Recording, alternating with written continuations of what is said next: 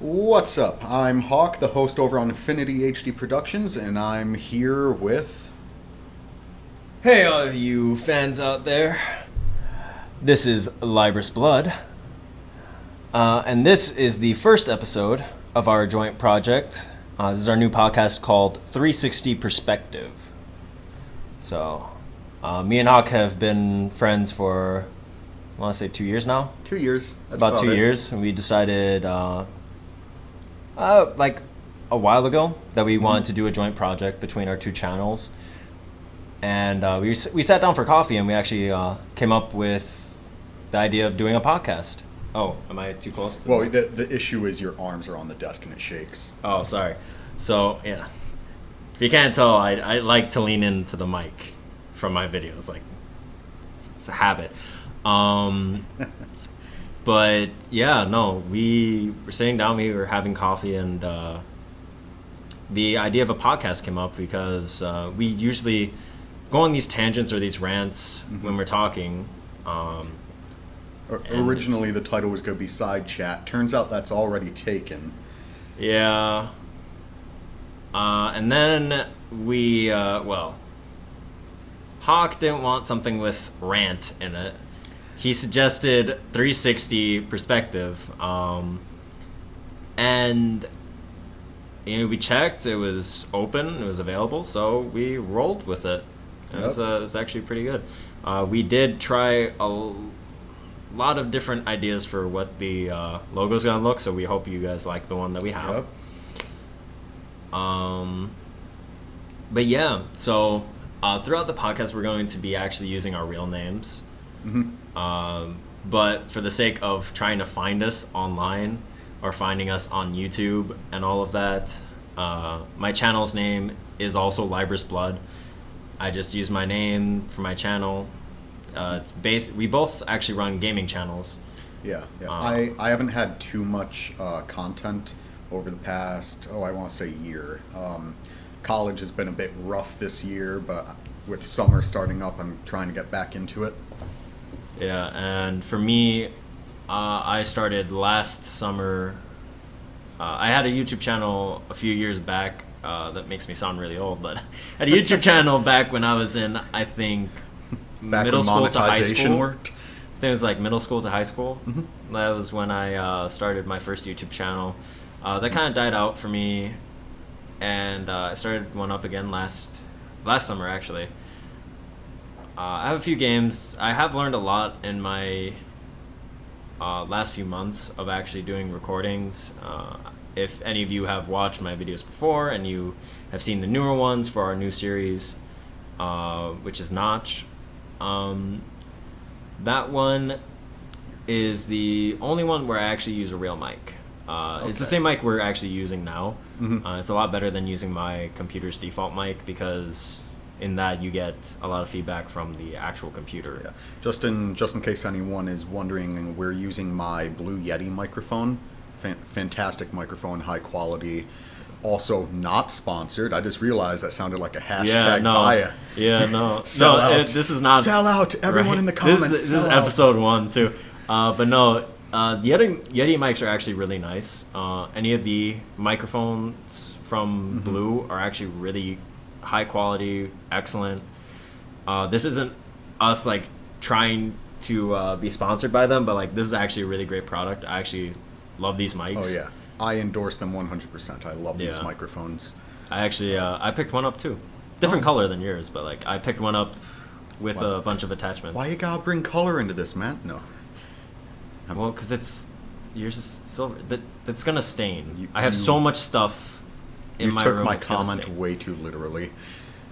I know. Well, no, but like look at all my stuff. Like all my stuff is dark colored, so it doesn't stain that bad. What am I gonna do?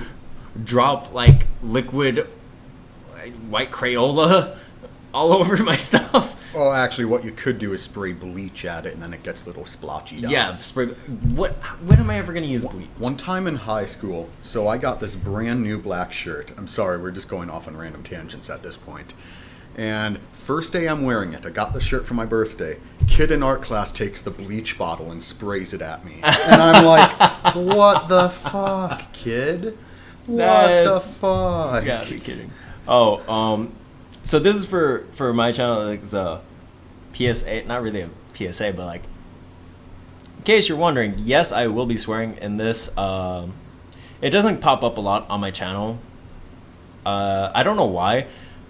I guess it's like the YouTubers that I've talked to usually make their content very PG. I'm usually recording at my house, and when I first started YouTube, I did a lot of PG stuff because I was in high school and all of that. Is like, I didn't want to be saying it's like, oh fuck, what shit, damn it, like. And for those of you on my channel, well, you already know I have a tendency not to hold back much. Yeah. I don't have a filter when I'm recording. I don't really have one in general. You know what I realized? We went off on a tangent. I completely forgot how we even got there, because we were mentioning like how we're gonna use our actual names. So my channel's name and my name on YouTube is Librous Blood. We're only gonna be using first names. So my actual first name is Brandon. I think it's come up on the channel quite a bit. Either by people who you can hear, which is my family, like yelling, and they actually get picked up by my mic, which is why I need to get a new one, which I have done. The Blue Yeti won't help. If anything, you'll hear them more. Yeah, but it won't be all muffled and like crackly, because it makes my mic freak out. Oh yeah, my current mic freaks out. I used to use a lapel mic when I first got into this, and oh my god, was that bad? Imagine trying to like shift in your chair or move your shirt. Anyway, yeah, my first name is Henry, so I'll be going by that. Like I said, my channel is Infinity HD Productions. We'll be posting this on both of our channels and with links to the other in it, just to let you guys know. Yep. And then are we gonna see if we could put this on a podcast type of site? I don't know. I can look into that. I mean, yeah. I figure just start out on YouTube, but see where it goes. I feel like just in case, so we can make sure like nobody takes the name, we don't get copyright. I guess, yeah, that makes sense. Yeah. I mean, technically, the moment we produce the content, it's copywritten under the way the laws are written. Okay. Because first one to produce something under a certain form technically has creative rights to it. Yeah. Unless if they have more money. Also true. Also true. But I mean, let's be honest.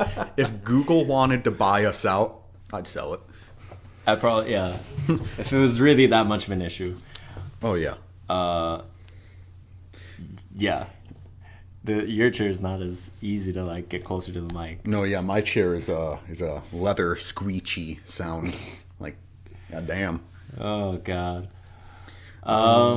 So. But yeah, so we do a lot of gameplay. I know for my channel, some of my videos are very long. I do a little bit more. It's very surprising I didn't decide to buy a mic until now. Especially considering you do viz novels. I mean, you read a lot on your channel. If you don't know what viz novel is, like a visual novel. And what visual novels are essentially kind of like pick your own adventure type games. There are certain set decisions, choices that you can make that affect the end game or the end story. There's a for each of the paths there's a regular ending, and then there's a true ending. And it's like if you're playing like with one that's like stat based, which Always Remember Me is one of those types of games. I believe, oh my gosh, what is it? Amnesia Memories is one of those. These are just ones that I actually know of. But most visual novels, there's usually the regular ending and then the true ending. A couple of visual novels tend to be, not a couple, like a good amount of visual novels actually tend to be also romance based. Yeah, it's like the two major versions that I see are either romance or something to do with depression. Like those are the two major things that themes that I've seen in viz novels. That's why I told you to check out the one that I borrowed your mic for, which is Notch, because Notch is Notch I'm just gonna say that like the full title. From here on, I'm gonna reference it as Notch, but the full title is Notch the Innocent Luna Eclipsed Sinners. Or actually, hold on, let me do my announcer voice. Notch, Penis. the Innocent Luna Eclipsed Sinners. Oh, I was really hoping that would crack you up. Goddamn. I've been trained. Yeah. So I'll talk in this voice a little bit. Most of the time, I talk in a little bit deeper of a voice. As you can see from the profile picture for my channel that I use, It's scary. it's okay. I get it. It's scary. I feel like it's a perfectly normal picture. It's, you know, it was a couple Halloweens ago. Yeah, it was like 2 Halloweens ago. And a friend was putting together a haunted house. So they're putting together a haunted house, and they decided that it was gonna be held on our campus. And if you guys don't know, we're both in college still. Woo! Get your education. God, I'm old. Yeah. I mean, I guess you're... No, I feel so bad. I'm not actually. You're not even 21. Oh, well, there goes my... Yeah, no, I'm kidding. Like, a lot of people on my channel actually know my actual age. I think I mentioned it a couple times. Yeah, I mean, I guess your profile picture isn't necessarily scary. It's just more disconcerting. Like, looking at it, I don't know what your videos or what your content is going to be. I just see a picture of a guy dressed as a damn zombie. I remember somebody telling me at work, actually, one of my coworkers, we were just doing some really easy work. It was not that high intensity, like, not very intensive work. But one of my coworkers was like, "Oh, you do YouTube? Where's your stuff?" And of course, I let my other buddy go first because he has a channel that he doesn't run anymore, which is kind of sad. But yeah, she asked me, and she's like, "Yeah, so what do you do for your channel? Like, what is your name?" I was like, "Oh, my name is Libris Blood." I'm just like, "Okay, so what do you do?" She immediately did that, like, switch around to our other coworker, and I was just like, what? Didn't she, like, think you did cultist crap? She honestly thought she was like, "I don't know what you do on that channel, but, like, it's from the name, it sounds like you're beating animals Oh my to god. death." I'm like, "Hey, that's horribly wrong." Like, not in, like, the sense, like, it's not only in the sense that it's like, that's not what I do on my channel, but morally, that's also horrible. That's also horrible, and where do you even get that? I don't know. Like, they heard Libris Blood, and I was just like, what, to get back to like why that is, it's like, I play a little bit of D&D, right? So that's where, so before we continue, this first initial portion is going to be us talking about our channels and, like, kind of the things about them, like what people have thought. But yeah, no, like, I used to play, or not used to, I still play a lot of D&D, and I love music, and I used to watch shows called Saint Seiya, and it's all about constellations and shit like that. So I was like, oh, I think the Libra constellation is pretty cool. You know, the scales, the That's judgment. me, I'm a Libra. And then, yeah, and then I was like, sorry if you music. can hear me shifting. There's a constellation. It's called Lyra, and it's like a lyre. A lyre is like, it's an old kind of harp-like instrument, handheld harp. Yeah. So I was like, you know what? Let me combine these two names as best as I can. And that's where I got Libra. And then I was like, all right, let me get a full name here. It's like Libris Blood. I don't know why that came to me first. It was the last name Blood, but it was like, it worked. See, when I first heard it, I immediately thought about ligers. So I'm just like, whoa, what are you doing with ligers here? So maybe that's where she got it from. I guess. I don't know. I don't know. But yeah, that was like a whole discussion that was just awful. I'm just like, no, it's a gaming channel, but like I don't do a lot of gameplay where I'm playing games. I did when I started the channel. Hawk knows this. He watched a couple of my 100% orange juice videos, which were pretty good. I liked the quality. I just get bored by watching other people play a board game. Yeah, that was the issue. It got tedious. Yeah, and the other problem I think is like I got very distracted when I tried to do RPGs because I sit down and I just see. I'm on my channel. I actually play a lot of RPGs. I think actually right now because I did a clear on most of my videos a few years back, but most of my content is Fallout 3 and 4. So, open world. I really like getting lost in the game. I like the idea of immersion and getting distracted. I don't really continue most of those series, mainly because my Fallout 4 game has a tendency to crash every 5 minutes. And I was recording Fallout 3 on my Xbox, which I no longer own. So it's like that would be a very large problem. Because it's like, have you ever tried to play Fallout 4 on a PC? Unless you have an operating system that is before Windows 7, it doesn't work. It literally does not start up. Why? I have no idea, and Bethesda has said that they aren't going to release a fix for it. So I'm just like, why? What the hell? So you have to downgrade your system to play it. Pretty much. So you might as well just build a tower only dedicated to games that can only run on that kind of a system. Yeah, like I might as well go back to Vista and just say, okay, what can I run? Some good old Pong. Well, no, Pong would have been way back. God. Oh my God. Pong view so way back. Okay, Windows Vista would be snoods. Were those the little like... faces that you shot up and tried to... It's like reverse Tetris. Oh, no, I'm thinking something else. Yeah. Oh, now I remember the game I was thinking. I was thinking of Zumbinis. Mm-hmm. That's why I was like, oh wait, no, that's a completely different game. It's a completely different game. The way I originally got into YouTube was actually, of course, classic story, watching other YouTubers. Same. One of the reasons I do Fallout a lot is because it's my favorite game, and I used to watch a lot of videos on it. I highly recommend checking out Al Chessbreach.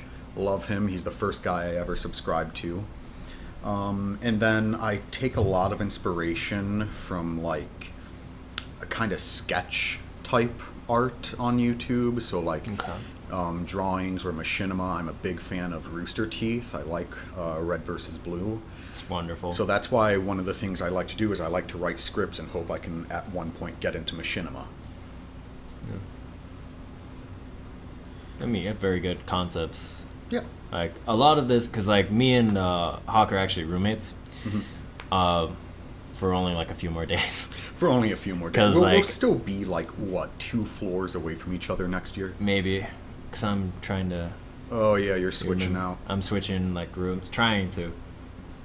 The joys of like adulthood and when you like make decisions that are better for your health. Or when you just have fallouts with... Fallouts. But fallouts with friends. Yeah. It's... I don't know. I think it'll be for the better. Adulting is hard. I just realized you're still wearing my fedora. Yeah. Is your shirt still inside out? It is, isn't it? It's too late at this point. It's too late. It's a trap. Misa no. That wasn't even a good Jar Jar. That wasn't even a good Jar Jar. Well, Jar Jar isn't a good Jar Jar. Oh, Lord. The greatest Sith Lord of all time. I fucking hate Jar Jar. He's so annoying. When I was 3, I found him entertaining. And then my humor evolved. I kind of thought Jar Jar died in the first one. Not the first one, but like in the 4 and 4. Well, technically, it's the first one. Technically, it was the first one that people our age generally got introduced to, unless they had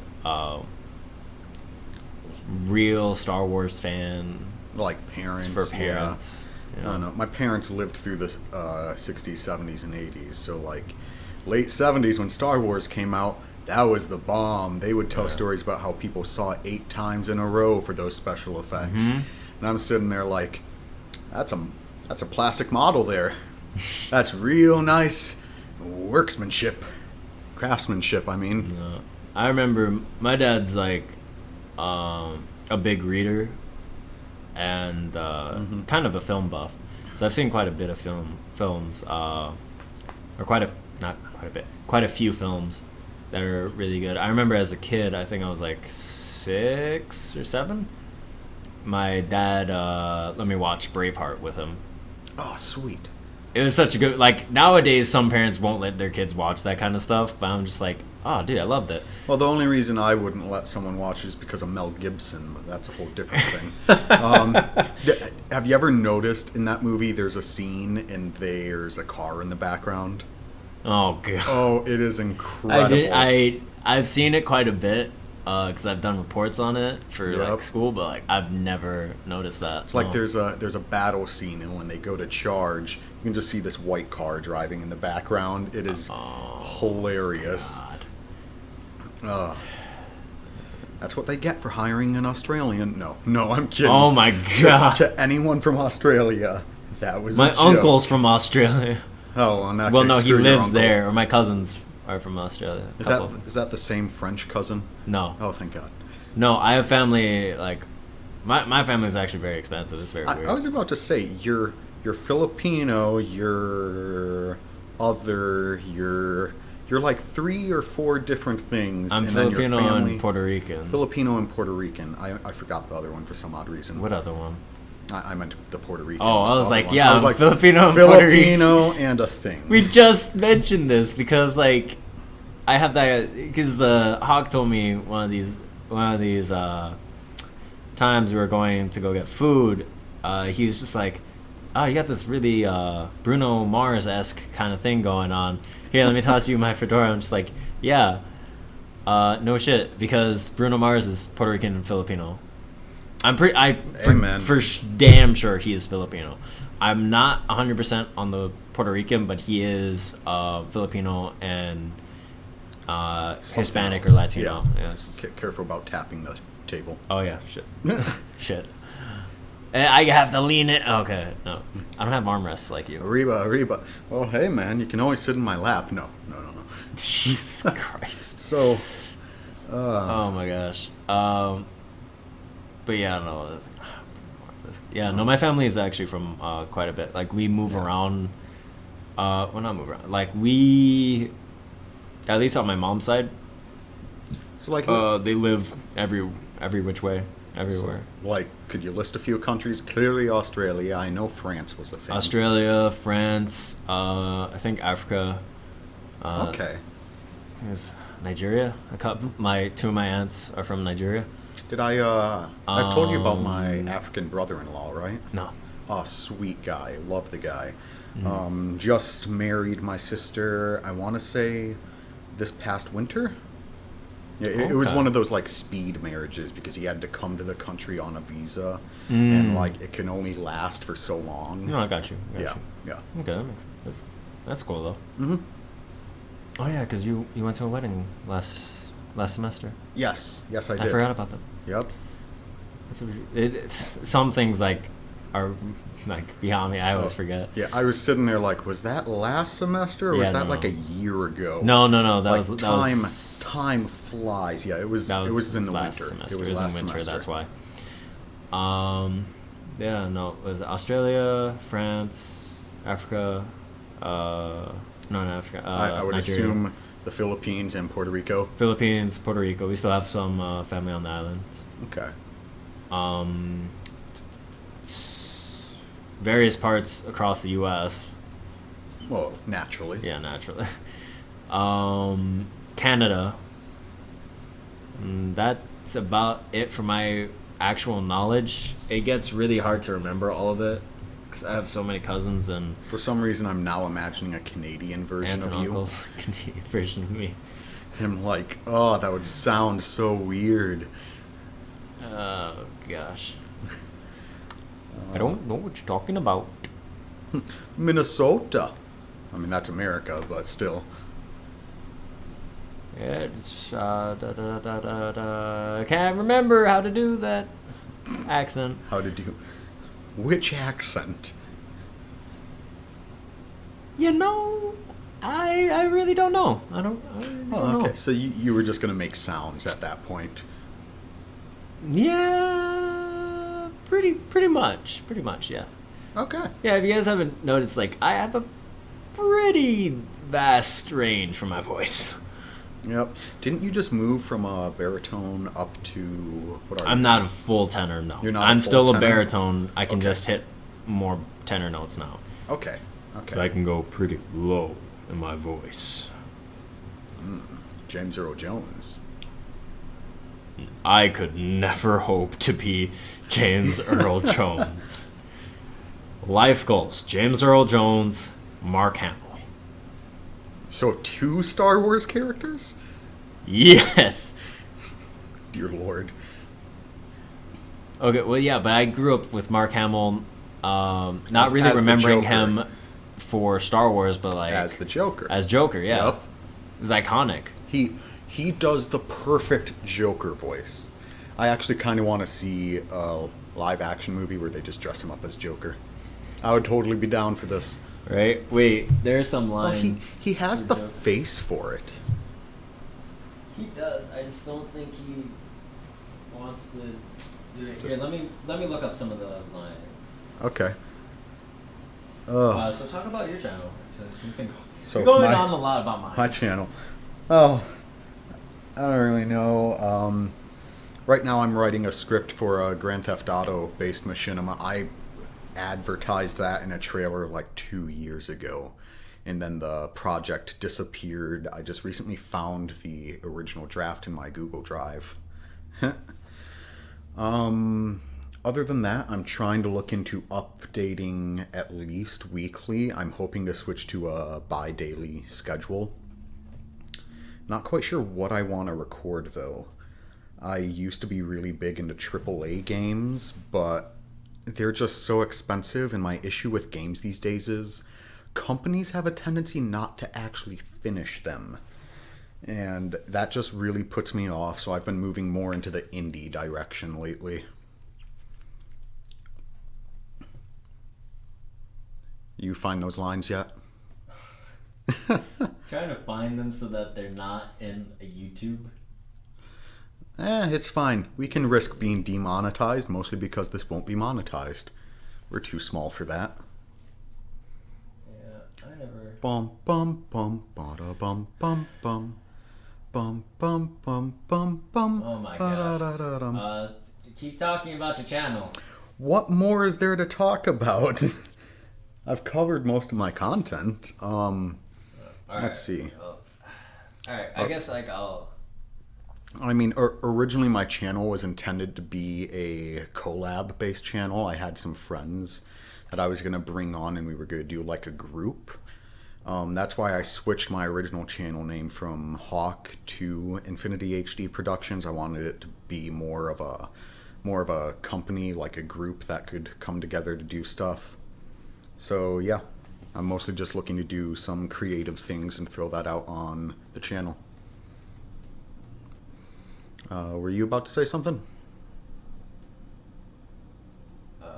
Brandon. Give me a second. Alright. Oh, that's a commercial. Yeah, I know. I know it is. Do you know? Oh, of course. Because why would we put subtitles? Oh, Oh, wait. Oh my. This was so easy last time. that's what she said. You know what? You know what, Henry? Is that you trying to be Mickey Mouse because it isn't working? I know. Oh. I try. So the first topic we wanted to cover today was either horror games or writing. So I mean, what do you want to do based off of that? I mean, kind of going off what I was discussing earlier about let's do games, writing. about like games not being entirely finished. You want to do writing? Oh wait, no. Games. Like I was I was half listening. I'm sorry. like, I don't know. I play a lot of strategy games these days, and recently Paradox, it's a big company in the strategy industry, the RTS. I don't know. They recently came out with a DLC for Crusader Kings 2. And it's like half finished. There are entire features missing that they have to update into it.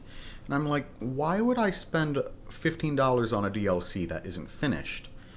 And then you have games like, I remember specifically Battlefield 4 when that first came out. Like, oh god, that must have been like 2 years now. Broken. There were some things missing, very glitchy, poor data connection. It's just, it didn't work. And you have a lot of big companies like that just shovel out unfinished work, and these games have great potential, great stories, and you just can't meet that potential. Brandon? All right, Just I'm done with ignore the Joker Joker. thing. Ignore Forget the it. Joker. Forget it. Oh, that probably spiked too much. Yeah, So no, it did. where were you? I was just kind of discussing the idea of game companies not finishing the games before they put them out. Oh, with the cliffhangers, and then they release No. a sequel that's not as good because it's not a whole game. It's the last quarter of the game beforehand. I wasn't even looking at the kind of cliffhanger type thing. At least that makes sense to me, some bit. On some games, yeah, I can understand I it. feel like that's kind of milking it for money, but if you have a large trilogy, that makes sense. My main issue is like there are some companies that go to their development teams and say, here's when this needs to be released, and it doesn't matter what corners you have to cut. Yeah. Okay. Well, that is true. And there's that. This actually gets brought up because I just finished watching one of my favorite abridged series. Right. Like they actually put out their season 1 finale. I don't know if they're gonna do a season 2 of it. I hope they do, because the voices, like the actors who do the voices for the characters for the abridged series are wonderful. Mm-hmm. Like they're very funny. I wish I could go to more conventions so I could actually see which ones they're going to. But if you've never seen Something Witty Entertainment, they are wonderful. They're a great channel. I love their Sword Art Online abridged series. But in their last episode, this is high spoilers right now. So I'm gonna give you like what 10 seconds to skip ahead of this. Essentially, yeah. Skip ahead. We'll put a time mark in the video if we remember as to where to skip to. Yeah, we'll put it in when we're editing. Yeah. All right. You can start Okay. talking. Yeah. So I was gonna say. So if you're still listening, you already know that this is spoilers for episode 11 for SAO Abridged by Something Witty. So what SWE did was that for the last episode they made the lines that they wrote for Kayaba, who is the main villain in the first part of Sword Art Online Season 1. Kayaba Akihiko, who's the game designer, goes through and he makes a mention of like why the game is like why he created a game that would kill people. And what they did, like he does this in the actual show and there's Jesus a better Christ. reason. But like the thing that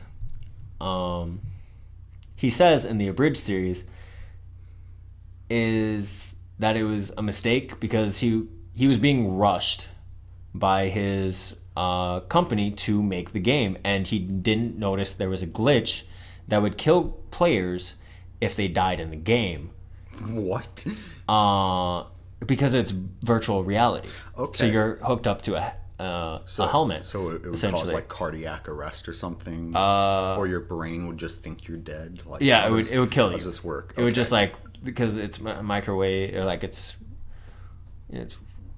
radio waves or like microwaves that are like being sent through your brain. Nothing like microwaved brain. That's delicious. Well, no, but like it's healthy healthy waves that can be transmitted to the brain, so you can actually see and experience this virtual world and see, smell, and taste everything, and touch everything, and like feel things. But he mentions this is like, so instead of like doing like very sensible things, he's just like, so I decided to lock everybody up and make everybody believe that I was a crazy mastermind until I could figure out how to fix things. And unfortunately, that made things worse, for obvious reasons, in the abridged series. But that wasn't his actual reason. Like in the show, in the real show, it's a much different thing. But the abridged series makes it much more funny because he's like, yeah, no, don't you think I tried to get an extension? The developers weren't having it. They said the game's already been delayed twice. Who cares if there's a few bugs in it? And he basically mentions how he stayed up for like 3 days straight trying to finish the game. Like, it's a massive game that's online, multiplayer. Like, it's a MMO. Okay. It's an MMO, and not only is it an MMO, it's an MMORPG. Oh, Lord.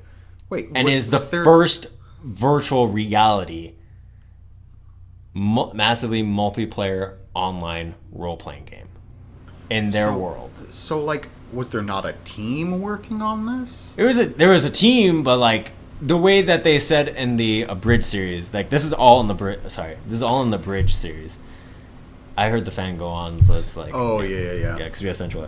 But yeah, no, this is all based on the abridged series, and it's a very real thing. Like sometimes developers or like the company says, no, we've already delayed it enough times. We can't delay it again. Yeah. You have to. But like it's at that thing where it's like, yeah, but sometimes the things that have to be finished on the game, there's only like 3 or 4 people who you actually can afford to hire, or that you chose to hire and are actually paying, that are doing this job.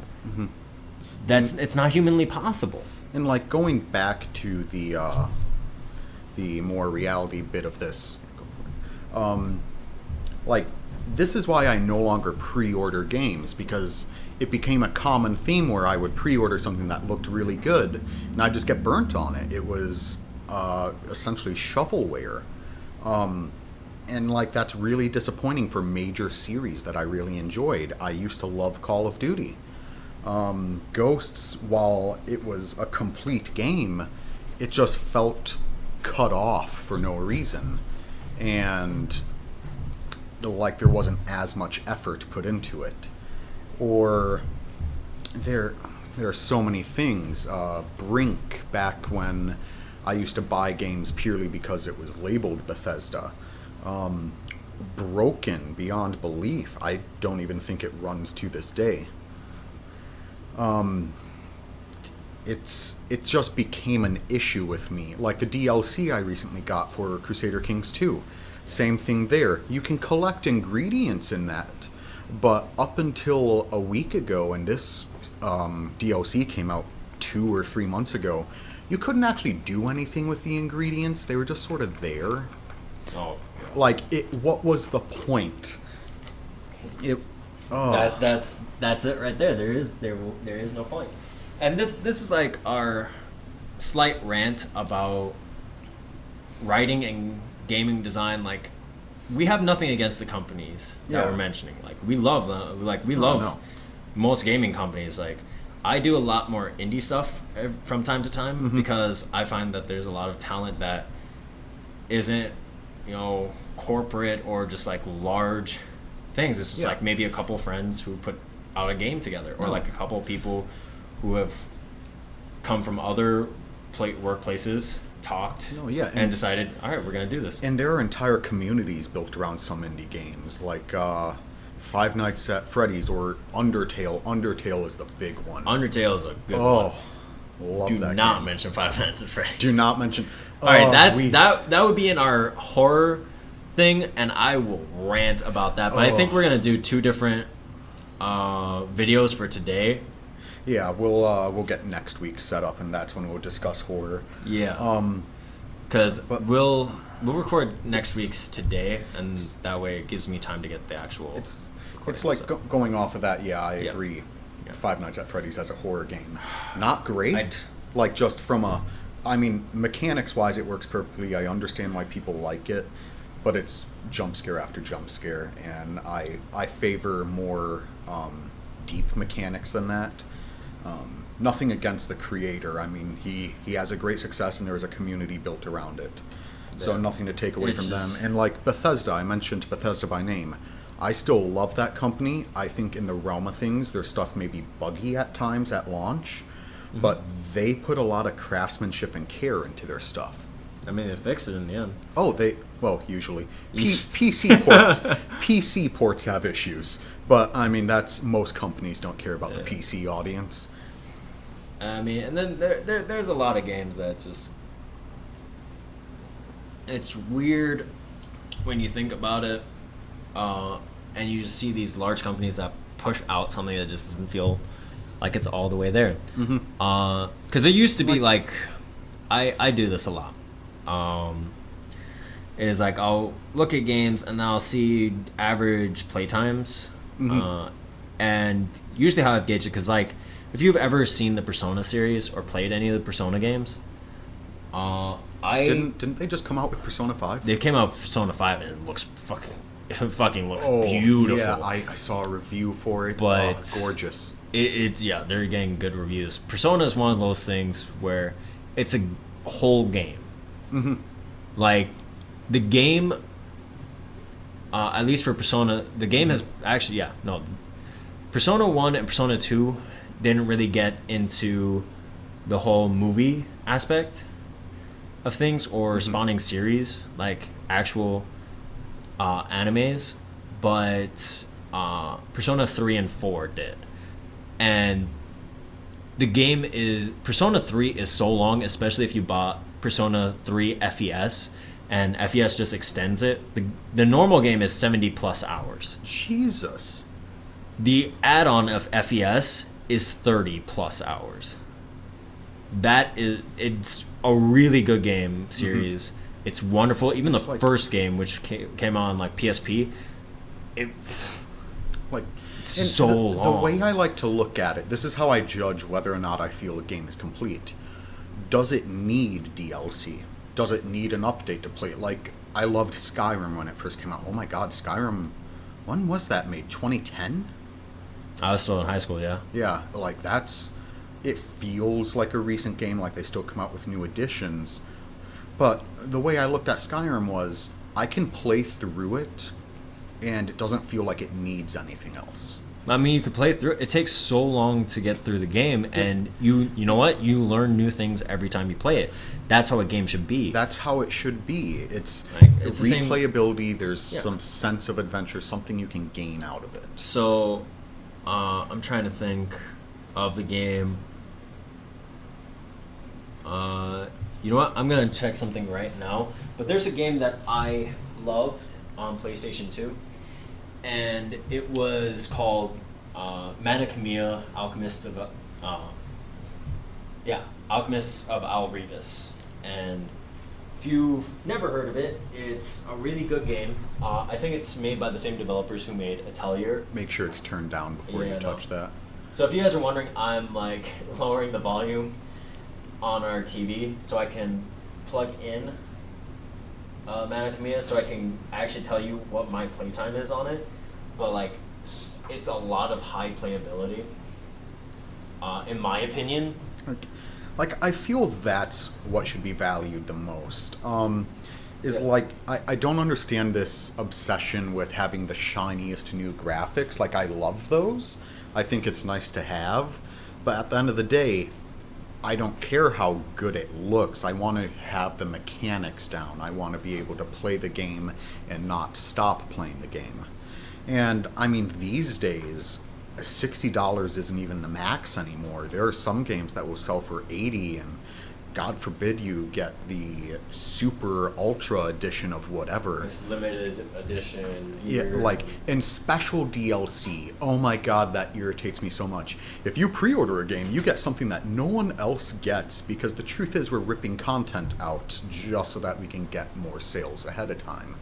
See, and it bothers me. Like that. It really bothers me. Like, I was going to get Arkham Knight before my PlayStation exploded, and before I got my new laptop, which was new right around the time Arkham Knight actually dropped.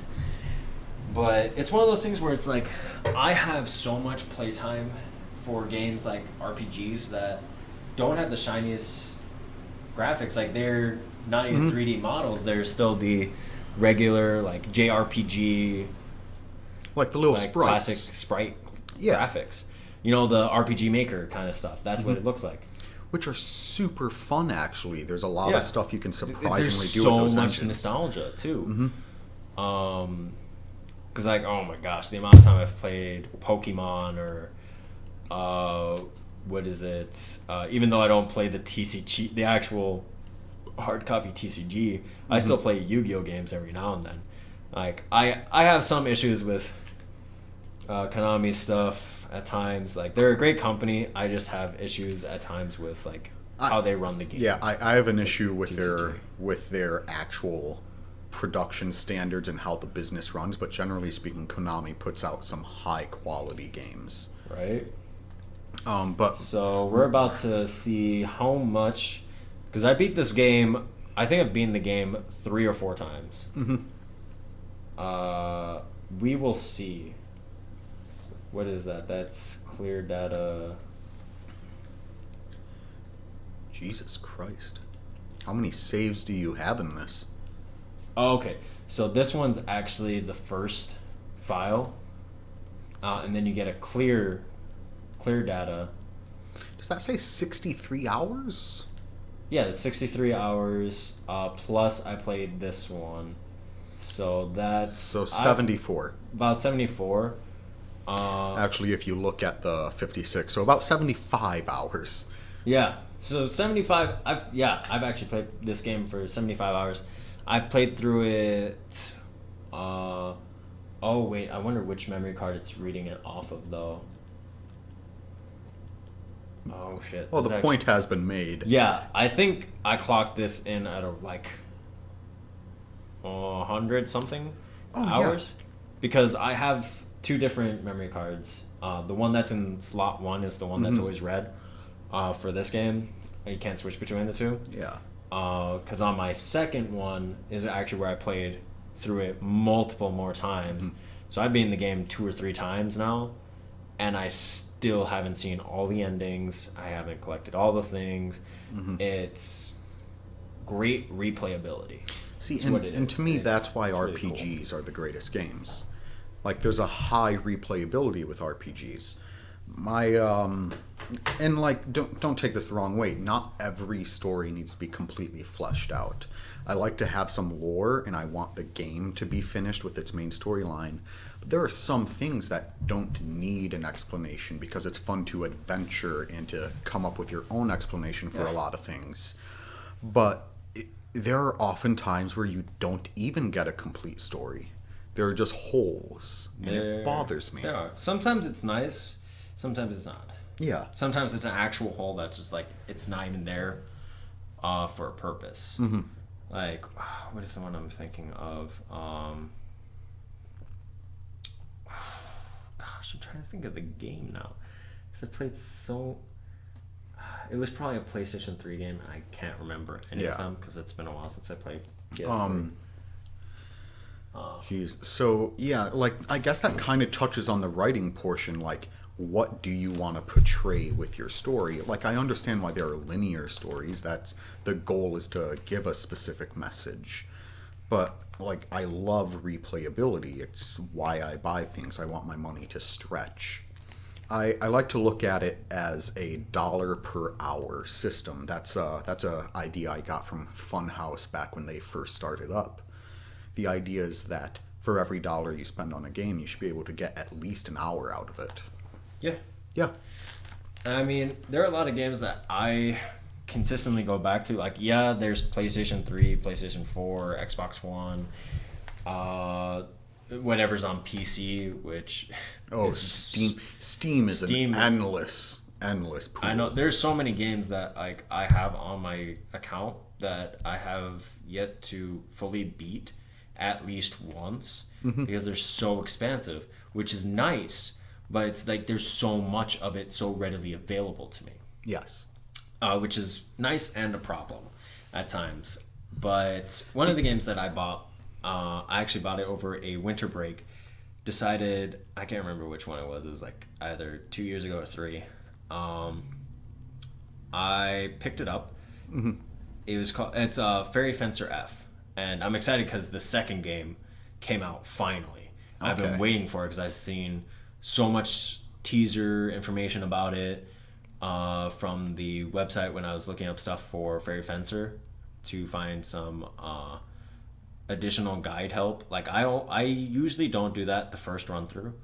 I don't think I did the first run through. And now that it's like I've gone through the game 3 full times. So I have 70 plus hours on it actually already. I think it's like 76, 77. And I'm still trying to play back through it. So I played it 3 times. Case in point, you're seeing like a pattern. Like I really like to play through a game up until I have like almost everything. Sometimes, depending on the type of game. But for that one at least, I know. What is it? For that one at least, I know I picked it up winter break. I love the storyline. There were a lot of things that didn't really get explained at the beginning. Like, they do the whole flashback, like, like the flash forward sequence, and then what happened before that, and that's where the game starts. Like they do the thing where it's something that's like, they show you the scene, and then they bring you back a couple days. Right. Yeah. That's kind of what I meant. And they move you back up to that point. Yeah, play up to that point again. I really like that sequence. I actually like that sequence. But there are a lot of things where it's just like, I gotta wonder, like, it's a wonderful game. There are just like some good holes in the plot that make you wonder, and like start to formulate what you assume, which is a good thing. Is there enough lore for you to fill it in yourself? And in that instance, there is. Yes, there is, and it's wonderful to kind of see that kind of a game where every time you play it, you get more and more information about certain things. Like you kind of find questions about things, because I know there are a bunch of secret characters that you can unlock, and some of them are very simple to get. Some of them are utter ass. Yes. I feel for how you have to unlock them. The way I like to look at this is there are 3 different ways of kind of discovering the world around you when it comes to games. One is kind of the Mass Effect way, or what I like to call the Pokedex way. The moment you see something, you unlock all of that information and you can read it. So it's just sort of spoon-fed to you. That's not how the Pokedex works. I'm aware, but like just the idea of don't judge me. I'm like, you have to actually, if you see it, it gives you the general idea, but you have to go catch it. I'm aware. That's kind of what I meant, though. Just, do you want me to go into mass detail about what a Pokedex is? Continue. So there's sort of that where it gives you the background. There's the kind of open mystery, but it's somewhere in the world, so you can kind of piece it together, which I really like. That gives some replayability. And then there's the idea of creating mystery by not answering questions. And that just pisses me off. because it's like, and like there are times where you will have a story where they just say something and then never go back to it. Yeah. See, there was a game, I just actually flipped to it in my old school like disc case, but there was a game that I played a while back. It was actually one that I don't know why, but I felt it kind of like call to me when I was looking at games, because my aunt, when I was a kid, would take me, my brother, my sister, and my cousin, for birthdays. We would go to Best Buy.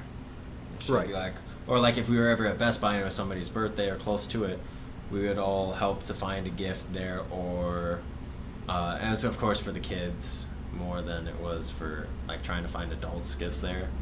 I would hope there aren't adult gifts. Oh my god. But yeah, so we would go there, and you know, I was a big fan of Duel Masters. I had a thing with TCG games and TCG in general as a kid, which is surprising how I never played Magic until I got to high school.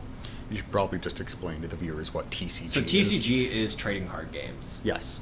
I assume most of our audience would probably know what that is, but like, yeah, TCG, trading card games. So Magic, The Gathering, Yu-Gi-Oh, Pokemon, Duel Masters are the big ones. There are a bunch of other ones that are weird for kids that they come up with because of TV shows that are okay. They're not great all the time.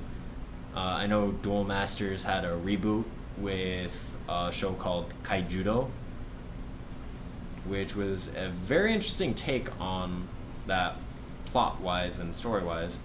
But I digress. But like Pokemon monsters, Pokemon. Please stop. Don't do that.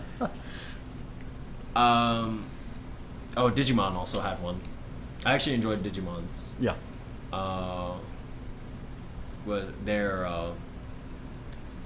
trading card game, because a buddy of mine actually, I still talk to him now, but I have a buddy who goes to, oh my god, what is that school? It's one in like Chicago or something. I don't remember. It's not DePaul. How would I know? It's the rival for DePaul. It's not Robert Morris. I don't even know how the hell I remember that. Robert Morris. So he goes to like Robert Morris, and he's on like their was it JV League of Legends team, but him and me like fanboyed so hard about Digimon so in America it's called Digimon Fusion. In Japan it's called Digimon Cross Wars, which is a much better title, makes much more sense. That's right. We should have wars with Jesus. Oh my god. We must take on the Lord and Savior himself. Alright. Hawk's going crazy right now. So, no, but like, where was I getting? No, that's a tangent. That's where that ends. Digimon's great. I love the series. That's...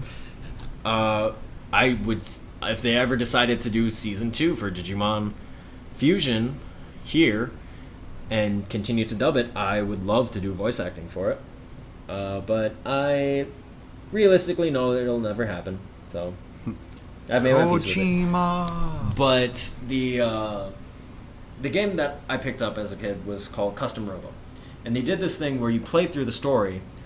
And it's like robots, you dive into these cubes that have these robotic suits, and you fight on these miniature...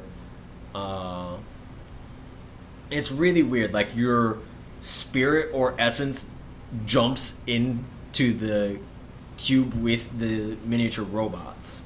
And you fight each other. It's really weird when you think about it conceptually, and you're just like, what kind of future is this? And it's a future in which most of Earth is destroyed, and So Wall-E. we live in domes. Oh, okay. Like, we live in domes that are actually synthesized, but it looks like regular nature. Like, nobody knows that it's a dome until you leave the dome, which is only allowed to police and to people who are in gangs, because they work on the outside. But I digress. Like, how the game has you progress is, like, you beat the final boss, and there's so many questions about, like, your dad, who you find out was the leader of this criminal organization.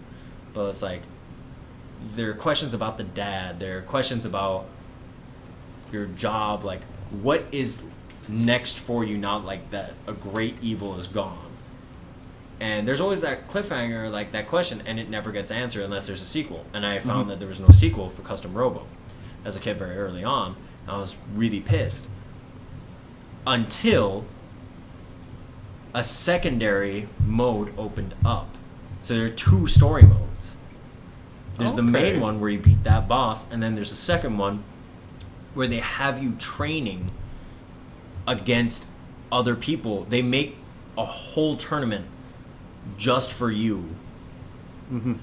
So that way you can earn, I don't know, it's like earning the right to being the best fighter or whatever. So kind of like it's a very interesting thing, because then you see what happens post game to all of these people that you fought in the main story. You see all the gang members being reformed by manipulating their memory, because everybody has memory chips. Okay. And that's how they got everybody to forget that this horrible machine existed that became sentient, because it got out of the cube and it fights people by diving in as itself.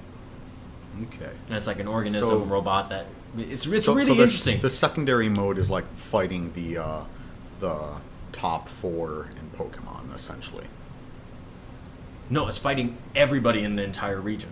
Oh, once. Lord. Like, it's everybody that you ever meet. Even your landlady. Like, your landlady fights you at a certain point. It's really funny and cool. But, Where were you going with this analogy? where I'm going with this... no, it's not even an analogy. It's like, where I'm going with this reference, though, is... that's a very good example of what doesn't usually happen anymore. Is like, they'll leave you with that cliffhanger of what happened to everybody, and you're left to your own vices, or your own devices. And that kind of sucks sometimes, because sometimes there's not enough information that you get in the game to even come up with an idea. Yeah. But through this game, they give it to you, which is really interesting. It's very interesting to see, to say the least. You need at least enough information to formulate an assumption. Like, not everyone has to have the same idea of what happened, but you should at least be able to come up with your own answer to the mysteries proposed by the game. And then there are some games where they just don't give you anything near to that. I can't remember what it was. This would have been an RPG I played a couple years back, but it's like a kid comes up to you and as you're having a conversation, he mentions something about how his father went missing. Never comes up again. Never comes up again. You know, there's no like quest to go seek out this father. There's nothing like that. It's just kid's dad is missing. I mean, I guess that's kind of like that's just something that's thrown in. At that point, it's unnecessary exposition. It is unnecessary exposition, but I feel like that's just like a common thing amongst some RPGs in the earlier 2000s and in the 90s. Yeah. That was very popular. It's just like, that's why you're playing as a kid as this unimaginable hero. There are no parents usually. Yeah, no. Anywhere. But it was like Final Fantasy X, like this is not a spoiler. You should know this. If you played past the beginning part of Final Fantasy X. You mean the tutorial I died during? Yes, past the tutorial. I'm sorry, I sucked. There were 2 of you. There were 2 of you playing the same game. How? There were double the amount of eyes. I want you to know I wasn't the one using the controls at that time. God. All right. Well, besides that, but it takes like all of, I don't know, not even like 10 seconds for you to go from the Blitzball Championship with Titus, which is his actual name. Mm-hmm. You can give him whatever fucking name you want. I called him Pengus69. Oh my god. But you can call him whatever, but his actual name that they give is Titus. So Titus Pengus goes from the Blitzball Championship, and there's like monsters and shit everywhere, and I can't remember. Oh my god, what is his name? It's not the uncle. R starts with an R. Arius. R. It's not Rowan. It's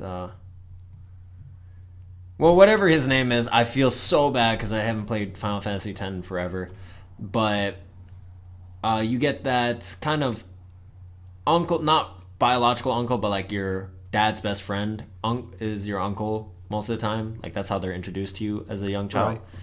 But you have your uncle give you your father's sword. Mm-hmm. Which is, I think they give you... No, they don't give you Brotherhood. Brotherhood is the one that Waka gives you. I remember the characters later on, which is just so fucked up. Waka. Sorry. But, oh my god. So, he gives you your dad's sword. And hints at the fact that, Jet, who is your dad, does not exist anymore in this world. See, but I feel like...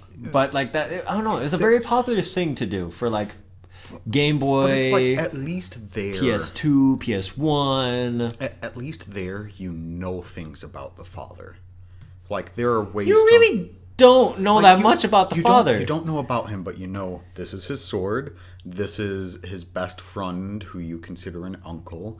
You kind of have an idea of what happened to him, and then from there you can formulate assumptions and make up your own story. Like, I at least want that much as a minimum. Like, I guess, but like I know there you didn't play that much through the tutorial though. No, like, I didn't. Literally, like the dad was a blitzball player. Yeah. Which is why why Titus hates being kind of compared or having him mentioned at all, because his dad was never there for him, because his dad disappeared one day. That was it. Yeah. Nobody knows what the fuck happened to him. But it's like, you even know he's a blitzball player. You know he's a blitzball player, but you don't know why the fuck he had a sword. You're just like, oh, here's a sword. It was your dad's. It's like, the fuck did this come from? He was an athlete. Why the fuck does he have a sword? Well, it's like, that's one of those things that you can then make an assumption off of. What I'm talking about is literally when someone introduces an exposition and doesn't finish it with zero follow-up. I guess. I mean, I guess I'm too used to games doing that. Like, I don't usually pick up a game that does that, where it doesn't give exposition. Which is kind of like really hard to find a visual novel that doesn't give you exposition. Well, that's the point of a visual novel. That's the point of a visual novel. It's essentially a story. Because I know, even in... this is kind of getting into the writing things. This is very writing. How do you prefer character development? Okay, so character development. I feel like you shouldn't just slam a shit ton of fucking backstory immediately the second they hit the screen. Right. You need to learn about them slowly. Like, there are certain characters, like, you learn more and more about them. Like, I played through White Knight Chronicles. Okay. And, oh my god, I can't remember any of the names because it's been so long, because I've played that game like 4 or 5 years ago. I can't fucking remember the names. But there's a girl that joins your team, and you find out that she's not who she says she is. Naturally, but it's through playing the story that you kind of learn a little bit more about each of these characters. There's, you start as your own character, which kind of, I don't know why that's a thing. It's nice for online play, but you have what is it? As you play, there is this other character, or there's the actual main character who the story is about. Like they're the real main characters that the story is about, and you're just there hanging around. And it's very interesting to see the development of certain characters in that game where you're given one side of them and you see them either develop very quickly for a small learning moment, where you have this prince who was adopted, resented his father, and for forever hated himself for not making it up to him because his dad dies like partway through, and he's the one who gets the dragon knight kind of armor, or like he gets the armor granted to him by the dragon that's guarding it or whatever. It's his, and it's so interesting when you see it, happening, because he immediately goes from this childish person, and it's not immediately, like it's a very quick change if you could finish all the fighting and actual gameplay in 5 minutes. It actually takes you about 2 hours to actually get through from when you first meet him to I don't know. I don't know. I'm doing that because like I'm trying to hold back a burp, but it's like from hour 1 to from the beginning to hour 1 or to hour 2, however long it takes you to get from that chapter to chapter. You see him slowly wake up as a character, and it's very interesting, and you learn why he's just so resentful of himself and his father's, because he knows he is not his actual son, Right. and he's so resentful because he doesn't know where he comes from. And it gives such a deep, rich storyline, as opposed to just like slapping us with everything, his whole life story in 10 seconds. It's like when there's a journey, you need to have a middle point. I'll be back in a little while. Hawk's gonna take over for a bit. Woo! Welcome to the Hawk Show. So, like, you need to have a middle point to every character arc. You have the problem when they start out, their journey, and then ultimately how they are now. And my issue is that you sometimes see characters that, while they aren't static, they aren't staying the same, they aren't really dynamic. They just sort of, at one point, there's this thought, this is what they are, and then the next point is, oh, they had a conversation and suddenly their eyes are open. Like, you can't just have an immediate shift. There needs to be a beginning to that changing process, and as time goes on, suddenly they are a different person.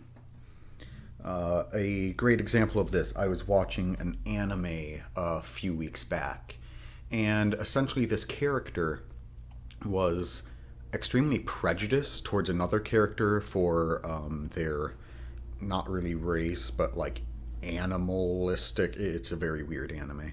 Anyway, so this character is prejudiced towards this other one, and then they help each other out in one battle, and suddenly no more prejudice, no more fear of what that type of person can do.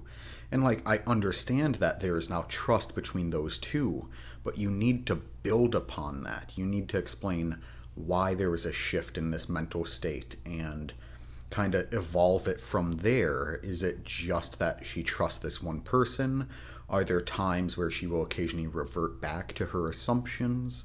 But no, it doesn't cover that. It just sort of says, okay, I'm all better now. And sort of the reverse of that is when someone doesn't change at all. And I understand why there are static characters. They're very good for what they are. They serve a function in the story.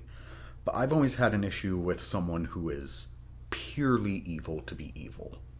When you have a character, they need to have a motivation. Even if their character doesn't change much or their opinions don't shift, there needs to be a motivation for what they are doing. And there are some sequences where they just give you the generic bad guy who is bad because they want to be bad. And I don't know, I just find that rather off-putting. I probably should have told you to like pause. I don't know. Alright. And we're back. Sorry All for right, that. Sorry for that quick jump cut. I started to ramble and run out of stuff without Yeah, bringing them here. I'm so sorry. I had to take care of something. Yeah. But Oh yeah, and flip me off. Yours. So I heard you talking about character development, like static characters. Yeah, there is a lot of need for static characters.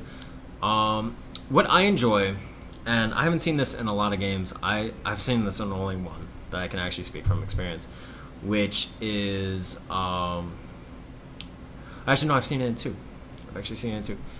So there are two characters where they are secret characters, so they're technically kind of important, but they start off as static characters, like the basic people that you always talk to. Right. Or like there's always an interaction in some form to help you move along in the game. Rarely is it that they come with their own backstory and then they come into the game to be played by you. And it happens a lot in Final Fantasy. Persona 3, I know, does it with the use of, oh my god, what is... I keep forgetting names. I'm going to look this up real quick, but I'm going to continue talking. But like in Fairy Fencer F, they have Lola. Lola is... Yes, she's a static character, but she essentially breaks so many rules because she interacts with you so much, and then she just ends up going and joins your party if you complete her quest lines and whatever bullshit that they came up with for the game, which is... like static characters aren't inherently bad. They're great because it gives something to bounce off of. But my issue comes with what happens when a character doesn't have any real motivation. Oh, they're just sort of there to be there. That is a lot of them. That is a lot of characters. You know what, fuck it. I'm not gonna look up the name of the Persona 3 character, but if you've played through it, you know who I'm talking about. If you don't, it's the guy in the red coat with the black beanie on. Like, that's... I don't remember his Bob fucking Marley? name. No, it's not Bob Marley. But yeah, character development is very interesting. I know in my own work when I write, it's very trying to come up with ideas for your own work, for your characters, because Right. it's difficult. It really is fucking difficult to come up with a way to let your characters really grow. Yeah, and I know mean, we were discussing this earlier with the thing I'm writing for Grand Theft Auto. Like, you need to be able to focus on how do they interact with this current situation. And, you know, do they grow from that, or do they kind of recede back into their current selves? Yeah. And sometimes you can have growth that is regressive. It's very hard to do that one. Yes, It's very hard You because can like have I've done it negative once. growth. Yes, I know. Hawk is actually. You've actually read this. Mm-hmm. The 10-minute play that I wrote. Yes. That is the only instance that I feel if your game is designed to actually be very short, and there's no way to flush it out, or if you're writing like a 1-act play or a 10-minute play, that is when you need like drastic growth in your characters to happen, Yes. so that people become invested in them. But it makes sense because there's such a short time period that people are very interested in what's happening. Mm-hmm. So for the one that I wrote, it was just, you get a lot of characters that can kind of be static. The main antagonist, there's like the voices, the physical manifestation, like I have it as a physical manifestation of the person's insecurities and pain and sorrow and just like poor memories and like this darkness inside of them that eats away, which a lot of people have. Like I feel like everybody has that. It's just like moving past from it, or like taking the advice, or like taking what is being said to you and putting a positive spin on it. Yes. But for that, what essentially the problem was the character didn't change as much, and it was only through other characters being near them that they seemed to actually be a valid character. So there are a lot of characters that end up being used kind of as like a sub main character. Yes. That aren't really sub main characters on their own if you took them out of the situation. So you have to kind of, when you're doing character development, you have to see, are you actually making a unique character that's semi, like, not large growth or not just, just drastic growth? For a situation like that, you almost have to focus on the climax of the story. You have to look at it and say, here's how I would normally react. And say, I as the character, would normally react, and then here's what's going on. Maybe I should switch to doing it like this. Like, there's that thought process there. So yeah, I don't know. Writing is yeah. Yeah. It's hard to make balance. Yeah, so no. It really is. That's why I like being a Libra. No. Coming from, like, writing perspectives, like, I used to not share my work ever. I do now. In very small amounts, because I do like to have my work completely flushed out. I want it to be 100%. I do tend to run into problems of being very lazy and not doing a lot of it. Like, I'll forget to do it, and I wouldn't even call difficult. it laziness. You seem to get stressed by the perfectionist that you like to strive for in your work, so you put it off, is what I've noticed. Yeah, it's very hard, because, like, I struggle with this too for the D&D campaign that I run in my family. Like, I run one just for my family, and it's so interesting. It's so interesting.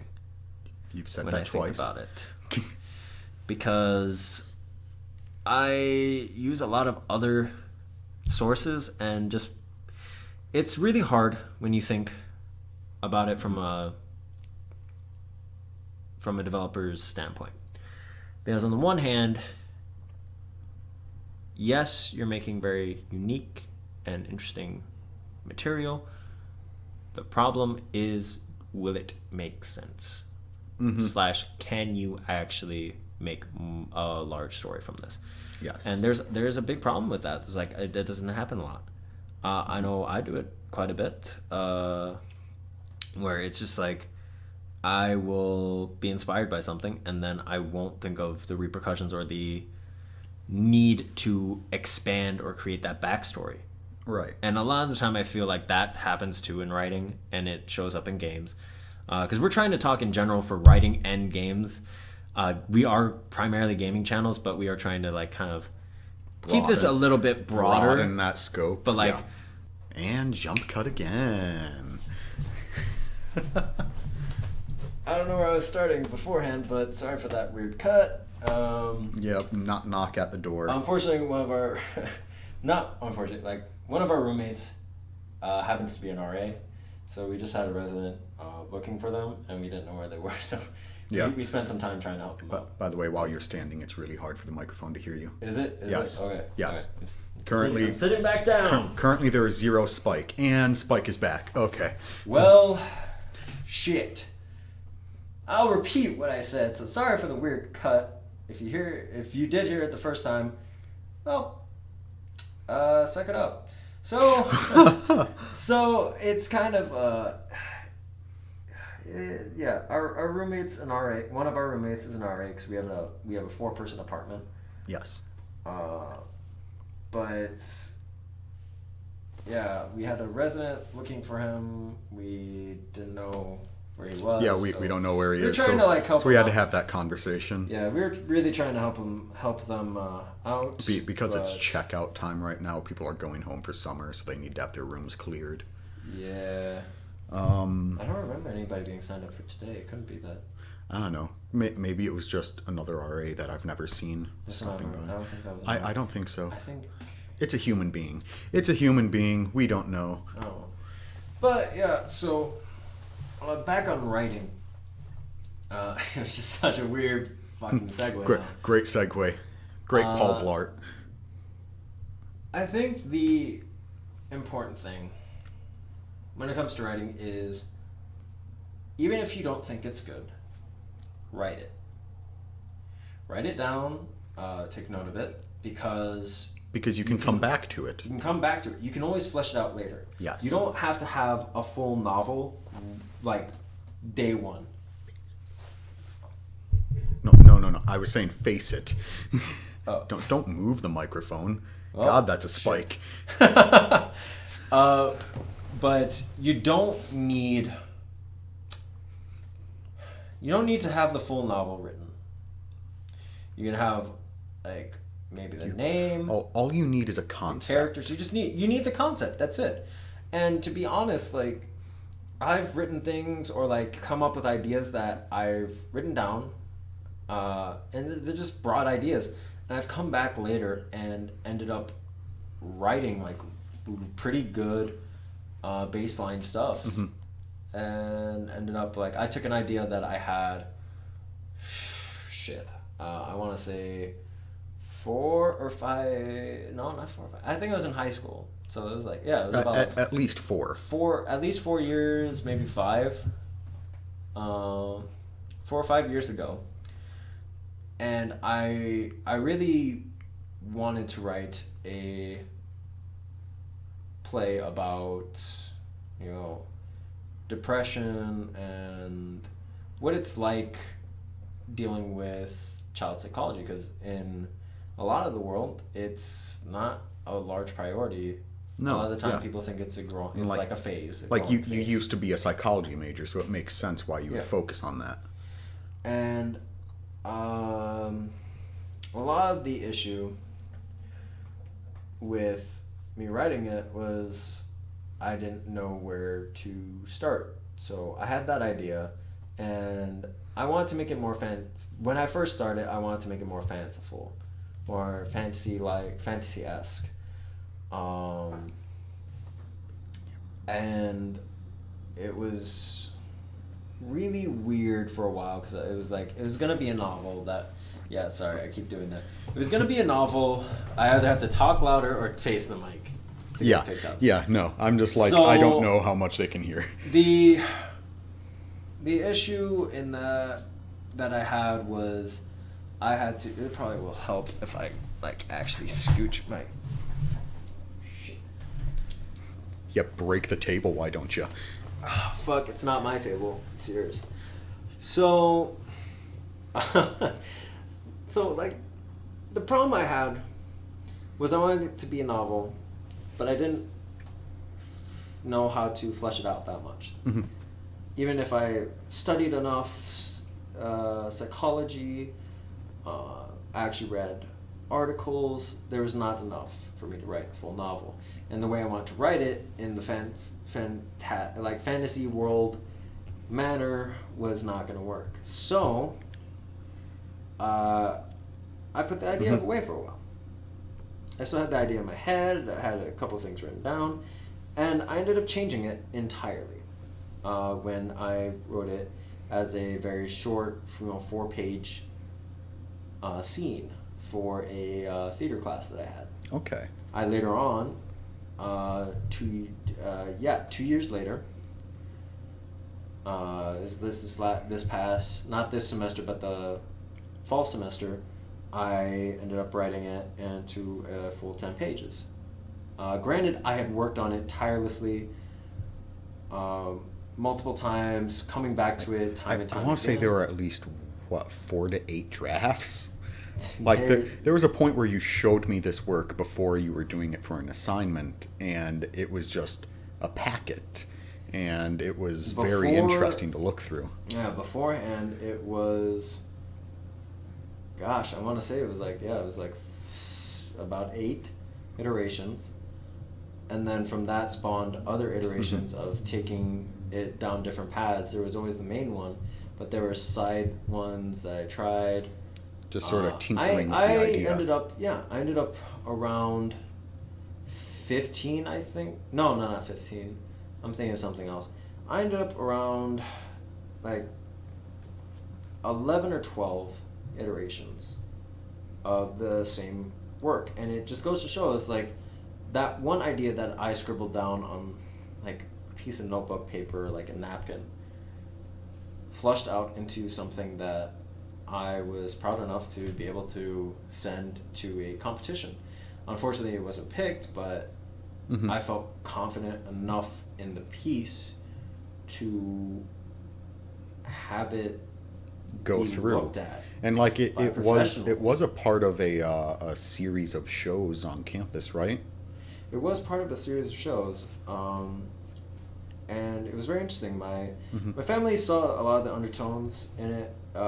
They saw a lot of the personal psychology that I put behind it, from personal experience and things.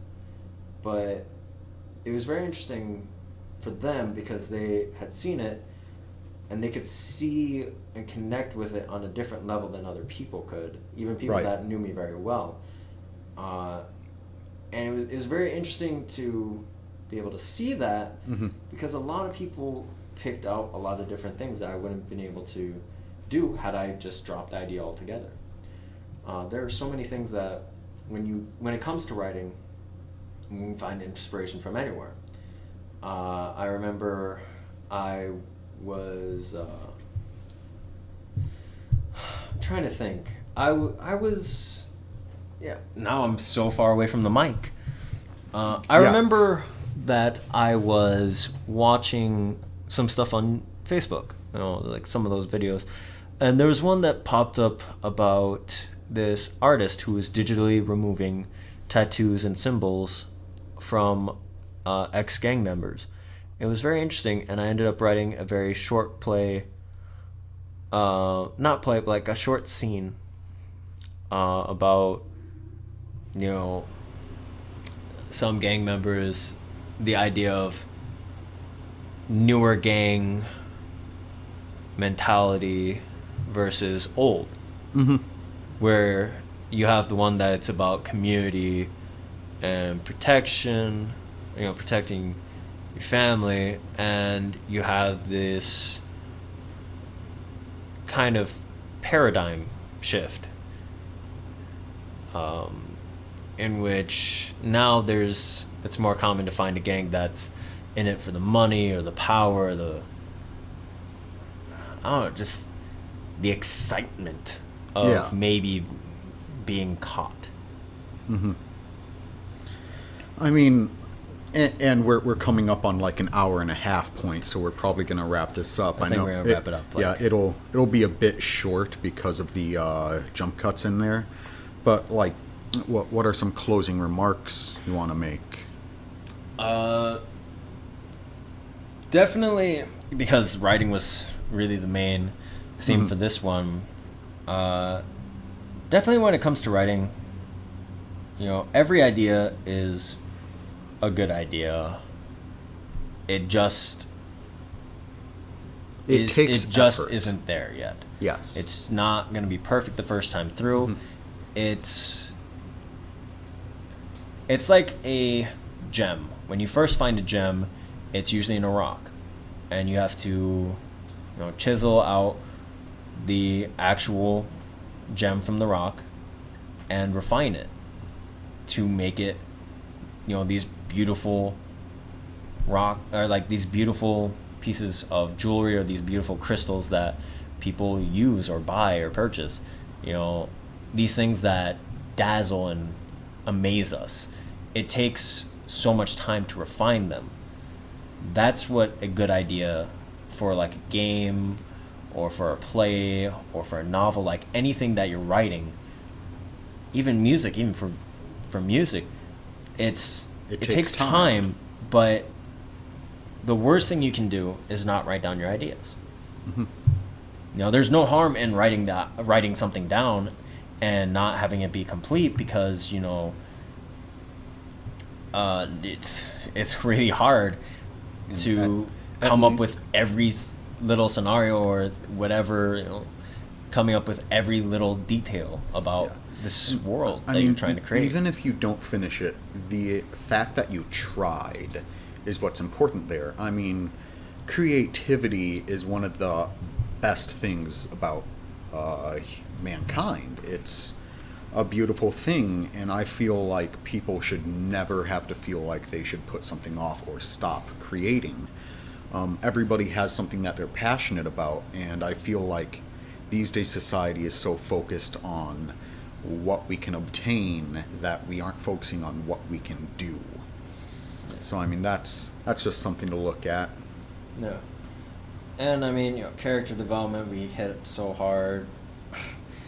It's honestly what you want your story to tell. If you want to focus on only one character, focus on that one character. All the subsequent characters around them, yes, they might be static.